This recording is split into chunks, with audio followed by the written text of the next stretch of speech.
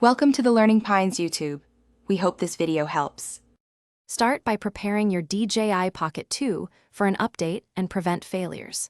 Charge the Pocket 2 battery to at least 50% before updating firmware. Power the camera on and make sure it functions normally before proceeding.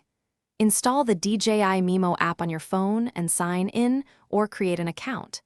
Use a USB-C cable and confirm your phone recognizes the camera in device settings. Back up any important footage from the micro SD card to your computer or cloud storage. Open the DJI Mimo app and connect the Pocket 2 using the USB-C cable. Wait for the app to detect your camera and display an available firmware update. Tap the update prompt and download the firmware file to your phone or camera. The app will prepare the installation and transfer packages to the Pocket 2 automatically. Start the firmware installation and watch progress bars until the camera restarts. Do not disconnect power or remove the cable while the update installs and the gimbal calibrates.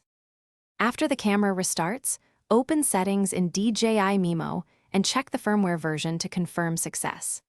Test gimbal movement, video recording, and photo capture to ensure normal operation.